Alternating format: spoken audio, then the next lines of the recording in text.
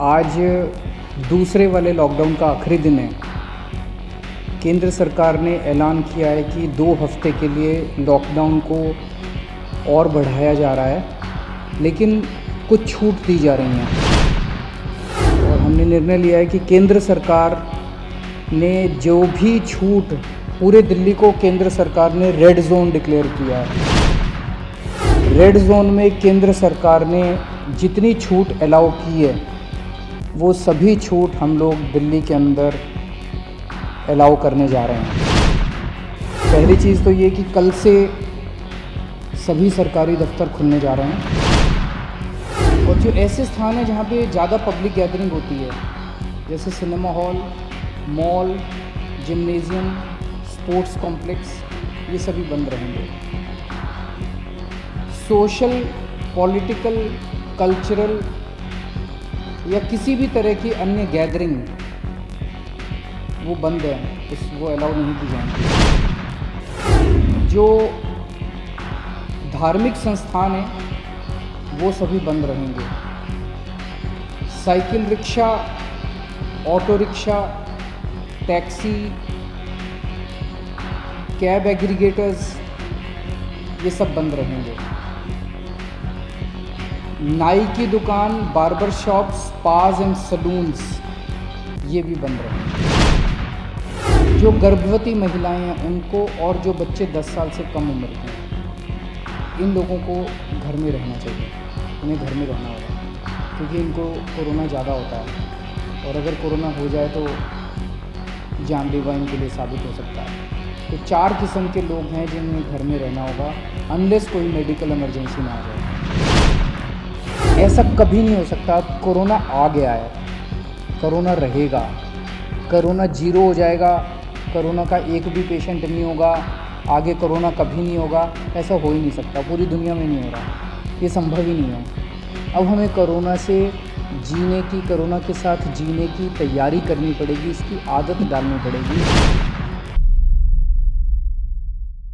नमस्कार। आज दूसरे वाले लॉकडाउन का आखिरी दिन है।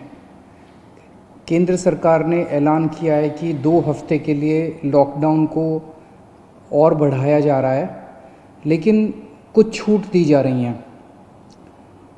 उनमें से क्या छूट रखनी है, क्या छूट नहीं रखनी है, इसके ऊपर दिल्ली सरकार में हम लोगों ने पिछले 2 दिन में काफ़ी गहन सोच विचार किया, और हमने निर्णय लिया है कि केंद्र सरकार ने जो भी छूट, पूरे दिल्ली को केंद्र सरकार ने रेड जोन डिक्लेयर किया है।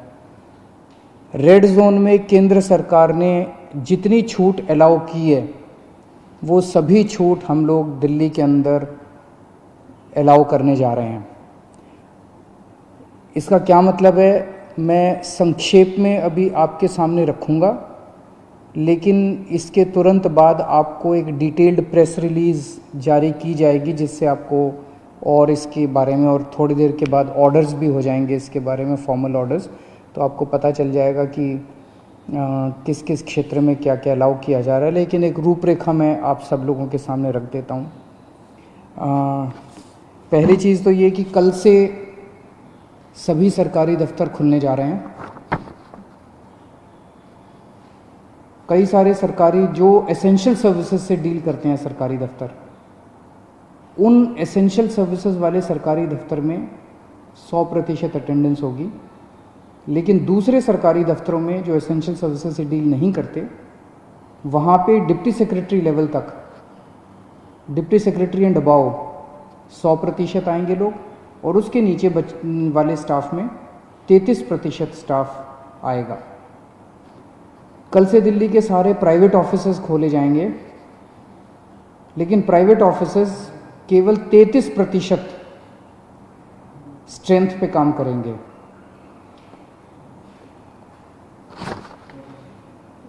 लेकिन जो जो चीज़ें इस वक्त अलाउ नहीं की जा रही, air travel, rail travel, metro बंद रहेंगी, और अंतर्राज्यीय बसें बंद रहेंगी। अंतर्राज्यीय बसें भी, और विद इन दिल्ली भी, दिल्ली के अंदर भी बसें नहीं चलेंगी, और एक स्टेट से दूसरे स्टेट की बसें भी नहीं चलेंगी। इस दौरान अगले 2 हफ्ते स्कूल बंद रहेंगे, कॉलेज बंद रहेंगे, जितनी भी शैक्षणिक शिक्षा से संबंधित संस्थाएं हैं वो सभी बंद रहेंगी, कोचिंग इंस्टीट्यूट्स बंद रहेंगे, सभी तरह के ट्रेनिंग इंस्टीट्यूट्स बंद रहेंगे। जो हॉस्पिटैलिटी सर्विसेज वाले हैं, सभी होटल रेस्टोरेंट बंद रहेंगे। और जो ऐसे स्थान हैं जहाँ पे ज़्यादा पब्लिक गैदरिंग होती है, जैसे cinema hall, mall, gymnasium, sports complex, ये सभी बंद रहेंगे। सोशल, पॉलिटिकल, कल्चरल या किसी भी तरह की अन्य गैदरिंग वो बंद है, वो अलाउ नहीं की जाएंगी। जो धार्मिक संस्थान हैं वो सभी बंद रहेंगे। Cycle rickshaw, auto rickshaw, taxi, cab aggregators, ये सब बंद रहेंगे। नाई की दुकान, बार्बर शॉप्स, स्पास एंड सलून्स, ये भी बंद रहेंगे। शाम को 7 बजे से सुबह 7 बजे तक लोगों का बाहर निकलना बंद रहेगा, अनलेस आपको कोई एसेंशियल सर्विसेज के लिए बाहर निकलना हो, कोई ज़रूरी मेडिकल सर्विस है, इस तरह से कोई चीज़ के लिए जो निकलना हो तो अलग बात है, कोई बीमार हो जाए। अदरवाइज शाम को 7 बजे से सुबह 7 बजे तक निकलना बंद रहेगा। 65 साल से ऊपर की उम्र के जो लोग हैं या जिन लोगों को कोमोर्बिडिटी है, कोई और बीमारी है, जैसे हार्ट की बीमारी है, डायबिटीज़ है, कैंसर है, सांस की बीमारी है, ऐसे लोगों को, जो गर्भवती महिलाएं हैं उनको, और जो बच्चे 10 साल से कम उम्र के हैं, इन लोगों को घर में रहना चाहिए। इन्हें घर में रहना होगा क्योंकि इनको कोरोना ज़्यादा होता है और अगर कोरोना हो जाए तो जानलेवा इनके लिए साबित हो सकता है। तो 4 किस्म के लोग हैं जिन्हें घर में रहना होगा, अनलेस कोई मेडिकल इमरजेंसी ना आ जाए। उसके अलावा उन्हें घर में रहना है जो 65 साल से ऊपर की उम्र के हैं, जिनको कोई और बीमारी है, जो प्रेग्नेंट महिलाएं हैं और जो 10 साल से कम उम्र के बच्चे हैं। इसके अलावा जो सेल्फ एम्प्लॉयड लोग हैं, टेक्नीशियन हैं, प्लम्बर हैं, इलेक्ट्रिशियन हैं, मैकेनिक हैं, सफाई कर्मचारी हैं, जो हमारे घर में काम करने वाले बाई आती है, लॉन्ड्री है, धोबी है, प्रेस वाला है, इस तरह के जो सेल्फ एम्प्लॉयड लोग हैं उन लोगों को काम करने की इजाज़त है, उनको सबको काम करने की इजाज़त दी जा रही है। इसके अलावा जितने मॉल्स हैं, जितने मार्केट कॉम्प्लेक्स हैं और जितने मार्केट हैं, जैसे कनॉट प्लेस है, करोल बाग है, खान मार्केट है, नेहरू प्लेस है, एट्सेट्रा एट्सेट्रा, ये बंद रहेंगे। लेकिन इन मार्केट्स के अंदर जो ज़रूरी सामान की चीज़ों की दुकानें हैं, एसेंशियल सर्विसेज की दुकानें हैं, वो सारी खुली रहेंगी। चाहे कोई मार्केट हो, चाहे मार्केट कॉम्प्लेक्स हो, ज़रूरी सामान की चीज़ें खुली रहेंगी और किताबों की, स्टेशनरी की दुकानें खुली रहेंगी। लेकिन जो स्टैंड अलोन शॉप्स हैं, जो नेबरहुड कॉलोनी शॉप्स हैं और जो रेजिडेंशियल कॉम्प्लेक्स में शॉप्स हैं, वो सारी खुली रहेंगी। वो चाहे एसेंशियल आइटम्स की शॉप्स हों, चाहे नॉन एसेंशियल आइटम्स की शॉप्स हों, कोई भी शॉप्स हों। कई लोग मेरे पास कल से मैसेजेस, फ़ोन्स आ रहे हैं कि इस चीज़ की दुकान खुलेगी क्या, उस चीज़ की दुकान खुलेगी क्या, ये वाली दुकान खुल। तो मार्केट, मॉल और मार्केट कॉम्प्लेक्स बंद रहेंगे। Stand alone shops, neighbourhood colony shops और रेजिडेंशियल कॉम्प्लेक्सेस में जो दुकानें हैं, उनमें चाहे कोई भी सामान हो, किसी भी तरह का सामान हो, वो सारी दुकानें खुली रहेंगी। इसके अलावा प्रिंट एंड इलेक्ट्रॉनिक मीडिया खुला रहेगा। आईटी से रिलेटेड सर्विसेज की सभी ऑफिसेज खुले रहेंगे, कॉल सेंटर खुले रहेंगे, डेटा सेंटर्स खुले रहेंगे, वेयर हाउसिंग सर्विसेज खुले रहेंगे, कोल्ड स्टोरेज खुले रहेंगे, प्राइवेट सिक्योरिटी वाले और फैसिलिटी मैनेजमेंट सर्विसेज खुले रहेंगे। इसके अलावा सारे इंडस्ट्रियल एस्टेट खुले रहेंगे जहाँ जहाँ एक्सेस कंट्रोल है। एक्सेस मतलब जो वहाँ पे अंदर जाने की बाहर आने की जहाँ जहाँ कंट्रोल है, तो लगभग सभी इंडस्ट्रियल एस्टेट खुले रहेंगे। इसके अलावा जो एसेंशियल सर्विस, एसेंशियल गुड्स बनाने वाली मैन्युफैक्चरिंग यूनिट्स हैं, वो चाहे इंडस्ट्रियल एस्टेट में हो चाहे इंडस्ट्रियल एस्टेट के बाहर हों, दवाई बनाने वाली, फार्मा की कंपनियां, मेडिकल डिवाइसेस बनाने वाली, उनके रॉ मटेरियल बनाने वाली, इंटरमीडिएरी बनाने वाली, या उसकी सप्लाई चेन से संबंधित कोई भी चीज़ें जो हैं वो सारी मैन्युफैक्चरिंग यूनिट्स खुली रहेंगी। आईटी हार्डवेयर से संबंधित मैन्युफैक्चरिंग यूनिट्स खुली रहेंगी। पैकेजिंग मटेरियल के मैन्युफैक्चरिंग की यूनिट्स खुली रहेंगी। इसके अलावा ई कॉमर्स एक्टिविटीज़ केवल एसेंशियल गुड्स में परमिटेड है, नॉन एसेंशियल में ई कॉमर्स एक्टिविटीज़ परमिटेड नहीं है। लोगों के आने जाने का कैसे है? तो अगर आप 4 पहिया व्हीकल में हैं तो ड्राइवर के अलावा 2 लोग और गाड़ी में अलाउड हैं, लेकिन आपको केवल परमिटेड एक्टिविटीज़ के लिए सड़क पे आना अलाउड है। और अगर आप 2 पहिया व्हीकल पे हैं तो आप केवल अकेले जा सकते हैं, आपके पीछे बैठ के कोई नहीं जा सकता। अकेले 2 पहिया व्हीकल पे अलाउड है, लेकिन केवल एसेंशियल सर्विसेज के लिए परमिटेड है। कंस्ट्रक्शन एक्टिविटीज़ केवल इन सीटू कंस्ट्रक्शन, मतलब कि मजदूरों के आवागमन की इजाज़त नहीं है। अगर मजदूर वहीं रह रहे हैं, आसपास रह रहे हैं, उस केस में कंस्ट्रक्शन एक्टिविटीज़ अलाउड है। जो अगर शादी होती है तो सोशल डिस्टेंसिंग का पालन करते हुए 50 लोगों से ज़्यादा शादी में लोग नहीं होने चाहिए। अगर कोई किसी की मौत हो जाती है तो उसमें 20 लोगों से ज़्यादा लास्ट राइट्स के लिए अलाउड नहीं है। पब्लिक प्लेसेस पे थूकना स्ट्रिक्टली मना है, उसके ऊपर सख्त कार्रवाई की जाएगी। सभी एग्रीकल्चरल एक्टिविटीज़ अलाउड है।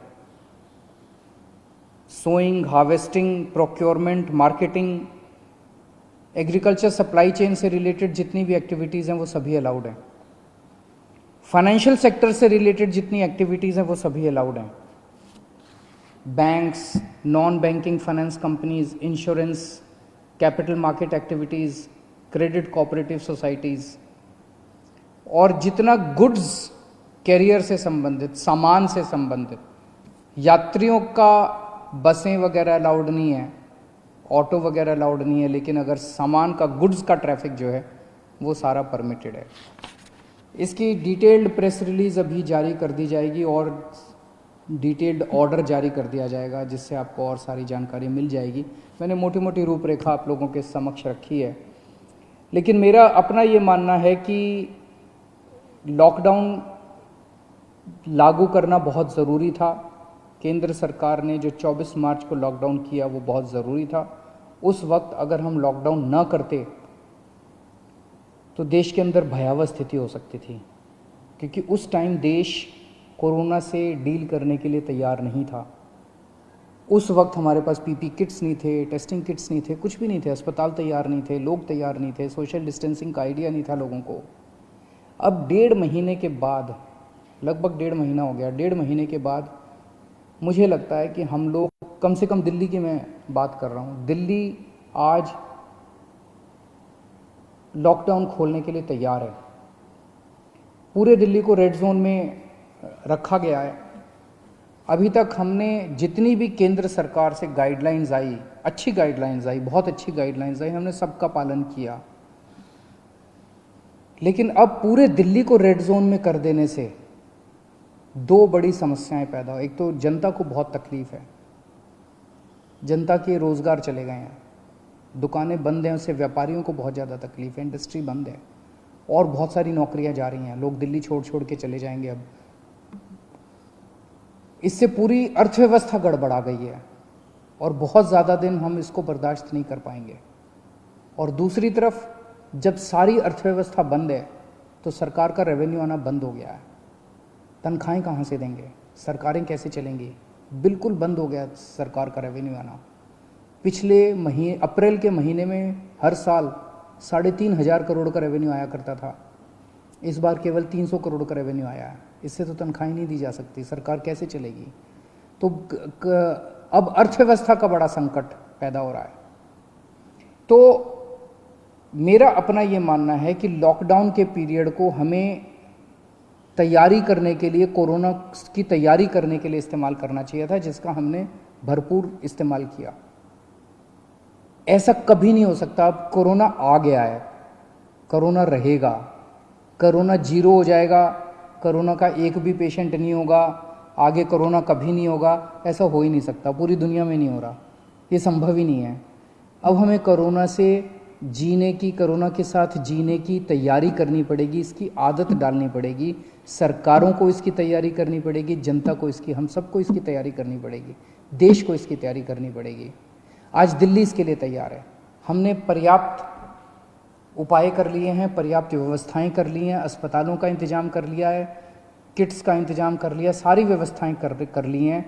अगर लॉकडाउन पूरी तरह से दिल्ली में खोल दिया जाता है, हमने सुझाव दिया है केंद्र सरकार को कि जो जो कंटेनमेंट जोन हैं दिल्ली के अंदर, लगभग 97 कंटेनमेंट जोन्स बचे हैं, जो जो कंटेनमेंट जोन हैं उनको पूरी तरह से सील कर दिया जाए और बाकी दिल्ली को ग्रीन कर दिया जाए। बाकी दिल्ली के मार्केट खोल दिए जाएं।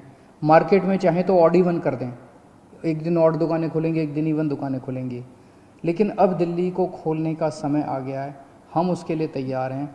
हम केंद्र सरकार से बात भी कर रहे हैं और हमें पूरी उम्मीद है कि जल्द दिल्ली के मार्केट भी खुलेंगे, अर्थव्यवस्था भी खुलेगी। ऐसा होने से थोड़े केस बढ़ेंगे, लेकिन जो केस बढ़ेंगे उससे निपटने के लिए हम तैयार हैं। हमारा इस वक्त सबसे बड़ा 2 मकसद हैं। पहला मकसद है कि किस तरह से दिल्ली के अंदर कोरोना से होने वाली डेथ्स को कम किया जाए, और हम अभी तक काफ़ी कम करने में सक्षम रहे हैं, सफल रहे हैं।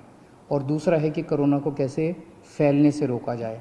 वो बहुत ज़्यादा टेस्ट कर रहे हैं हम लोग, ताकि हमें पता चल सके कौन बीमार है, उसको इलाज करें और उसको ठीक करके उसके घर भेजें। तो मैं उम्मीद करता हूँ कि हम लोग आगे केंद्र सरकार को भी मनाने में सफल होंगे, और ये लॉकडाउन का पीरियड जो है, इसमें जो जो रिलैक्सेशंस दिए गए हैं, रिलैक्सेशंस से आप लोगों को सबको फ़ायदा होगा। बहुत बहुत शुक्रिया। साडा हर एक प्रोग्राम देखण ते साडे नाल जुड़न लई सबसक्राइब करो चैनल पंजाबी ते नोटिफिकेशन लई बेल आइकन वाले बटन ते क्लिक करो।